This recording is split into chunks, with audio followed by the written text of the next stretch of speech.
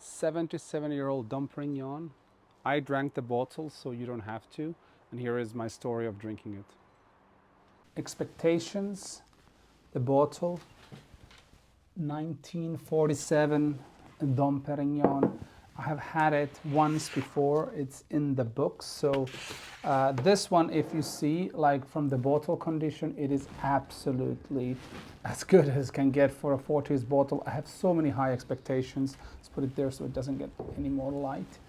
And so yeah, I have very high expectations. I'm waiting for something of 98 to 99 points if the bottle condition matches the outer beauty, is with the inner beauty.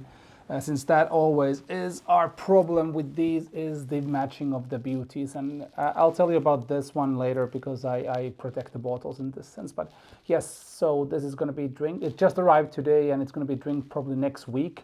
I always drink these bottles in a month's time, and I just use this to protect it. So if there was something, it doesn't smell, the cork is perfect, there is nothing of any fault. So it is an intriguing moment to see what it is. And it's the oldest for a while. It's going to be like 47. There was 12,000 bottles made of this, so it is something of complete uniqueness. And just once again, look at the bottle condition. It is insane, or wherever the bottle condition is. It is absolutely insane. So yeah, I have very, very high expectations. We're going to split this probably to 3 people or 4 people, or it can be just 2 of us. It was one of my friends who was definitely going into it, because when we were having dinner, when I got the notification the bottle is, and we talked, and he was like, yeah, let's do it. I'm like, oh, it's going to be bloody expensive, but yeah, it's this is why I'm going to be always poor, is that whenever there's something like this,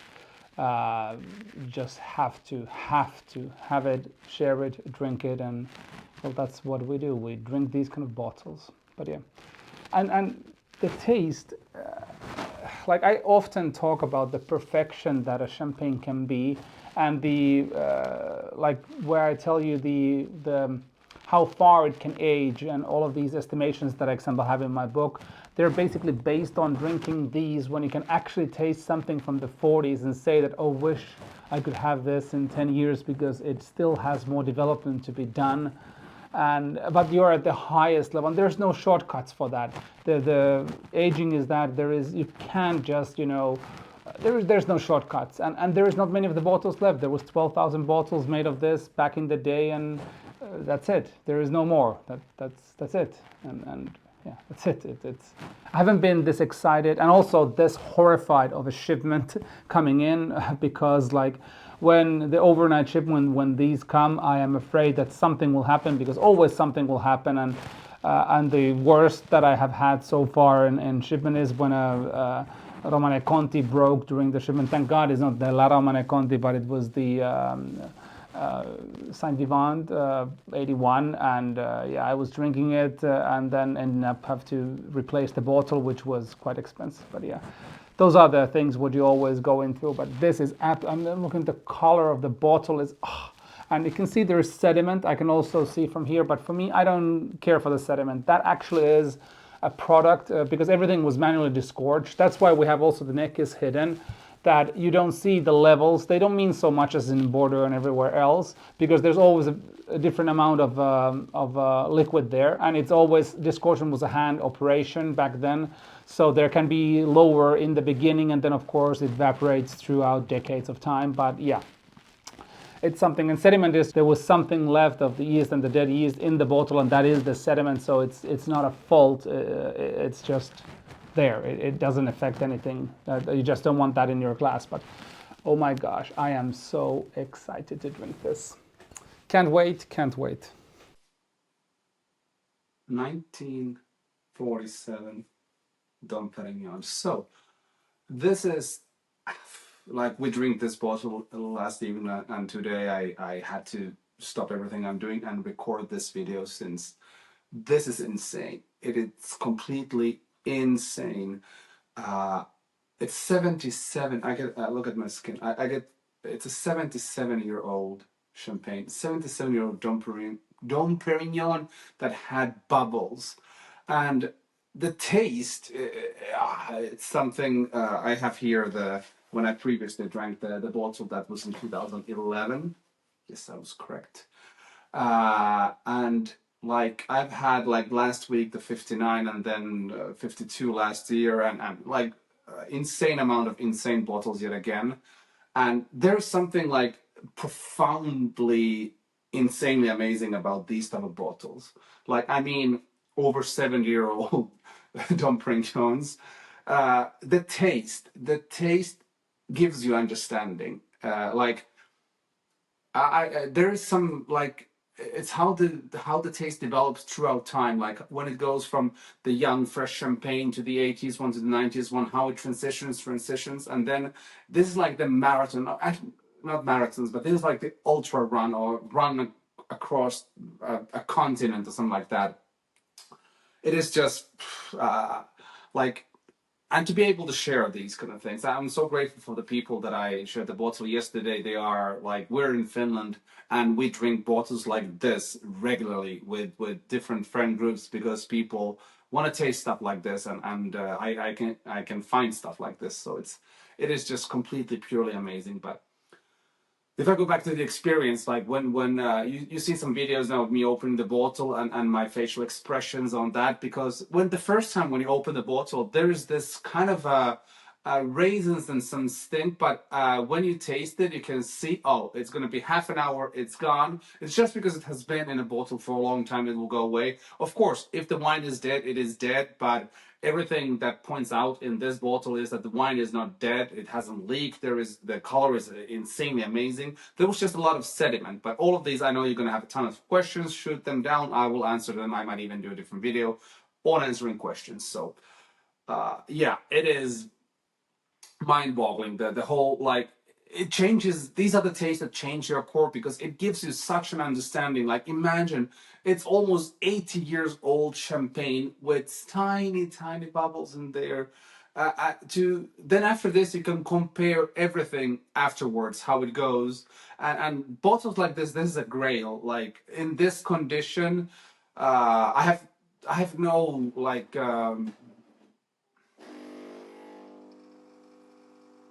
bottles in this condition.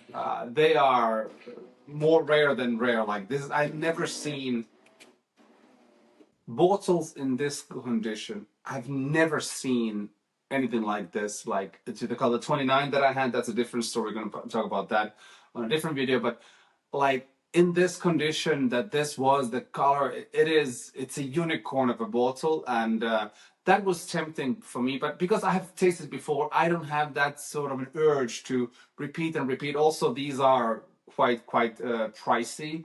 But yeah, so, and this is the reason. I had some friends, and one of them was just like, "We need this. Well, let's buy it." And I'm like, "Okay, I get the.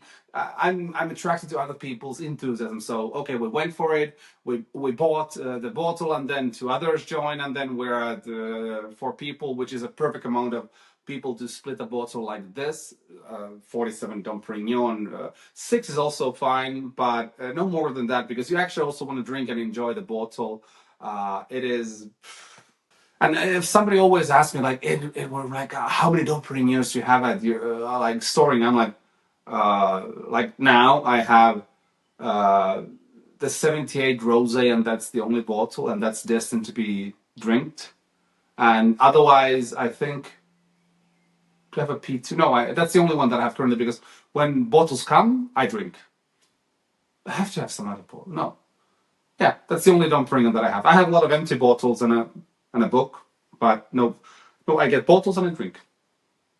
That's how I roll. So, and I don't age Dom Pérignon because I can always find it, or actually, I don't find these bottles; they find me, and that is the secret.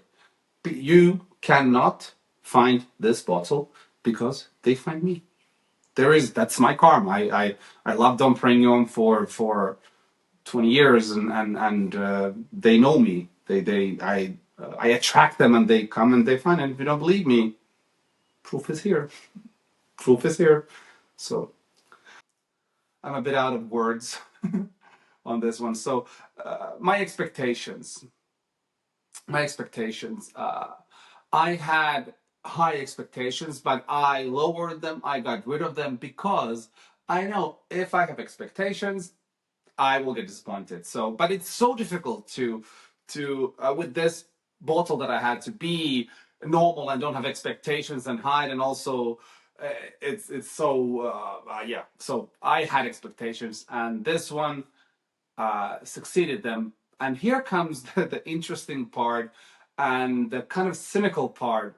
47 is not one of the greatest vintages. So if this would have been the 55 or even the 49, which for me is better vintage than the because I have also had the 49 twice as a perfect bottle. So there's the thing, like this was the absolute perfect time for this bottle to be drank, but unfortunately it is not going to be 100 points.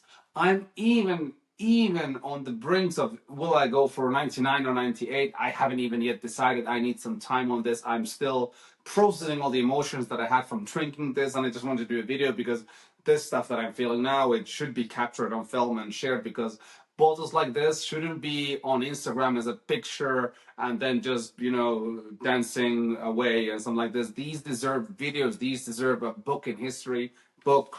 They deserve their story to be told, and something like that, so, and emotions captured. So yeah, and I'm also so happy that I could film. I asked my friends if they don't mind to be part of the videos yesterday, so I could also film a bit of that. I tend to usually not go on the filmings. Now I just film the openings and some of the reactions for most stuff, but before I didn't film anything. I just kept a couple of pictures for myself in my archives to remember the stuff. But I also encourage you guys, if you do great bottles, just film quickly one or hire someone to film or whatever and enjoy the moment. Don't try to share that. That's also why I didn't share any pictures yesterday or when the bottle came. I don't like that. I like to just, but for me, like when I was like yesterday lying in my bed and figuring out what just happened with this one, I was shocked that I can actually say that I'm thinking like it's not even in my top 10 of champagnes, because of I've been spoiled with bubbles, but like also to compare to different vintages, and that's where I'm kind of sad. And also, if you go for something like, okay, this for many this will be the or is one of the best experiences, I will always remember this experience. But if I compare this to drinking the 55 and or then even the 59 or the 59 rosé or stuff like this, there's so many other ones, and some vintages are weaker, but then like it's a 77-year-old. It made it to almost 80 years, and it is like it is old, but it has this usefulness in the taste, and the acidity was apparently even sharp at sometimes, and I was mesmerized of that, and very confused about that. Yeah, and that's and now when you see me, like I'm thinking that I need to speak to cameras, and I get lost in my words because of thinking that moment. But yeah, this is truly like moments like this is why I do this, what I do, hunt the bottles, share them, because when you find a bottle like this, it cancels out all the bad bottles that you had. Unfortunately, I also remember those, but they are a part of this hunting the mature bottles and sharing them, and the secrets, like what I have for finding these and drinking these, it's basically I've been doing that almost like 14 years now. So the people who know this, they have their sources when and how they come. Unfortunately, these aren't available for basically anybody. And if you see them on internet in some web shops, please don't buy them. Or if you have stupid amounts of money to spend and waste, then buy and try. But when bottle like this is found, it should be drinked quite immediately. So within a couple of months from traveling, because traveling affects the wine. And bottles that I have, they are not travelers. This has been found in a private cellar. Then some of them are from restaurants which do inventories, and then they sell the bottles out, and we get them from there, and then immediately we drink them. And that's the whole point. You get the bottle, you drink them, and you enjoy them. And if I would have this could have survived for some time then, but it's just better to be safe, because all the travels, they do one travel within like Italy or France, and then they do an overnight journey there to Finland, and that's a lot of travel, and then also they need to rest for a while, so that's also the thing. Oh, so much stuff. So, what is a bottle like this worth? 47 Dom Pérignon. If you can get this for under 5,000, it's a bargain. If you have 4 friends to split it, it's even better. But yeah, they don't have a market price, and because they don't exist. The worst thing about these is that I think the prices will go still even up, because there was 12,000 bottles made of Dom Pérignon in the 40s. That is like 5 to 9 million less than what is done today, or 5 to 7. Nobody knows how many bottles Dom Pérignon is done. They don't release numbers, but the educated guesses are around 5 to 7 million, can be even more. Don't know, but it's insane. Imagine 12,000 bottles, and I have had it twice. Last time was 13 years ago, and now this, and then I don't know. The next time maybe there will be one, maybe there won't. But yeah, truly, truly unique. But yeah, definitely something. I hope you guys enjoyed the video. I love the comments. Keep them coming. New video is going to come out next week or the week after that. Depends how long it takes me to edit. But it's going to be different. It's going to be a doozy. It's going to be something. Yeah, it's going to be something. So yeah. And if you find the 47, I am happy to tell you that you can actually drink it immediately.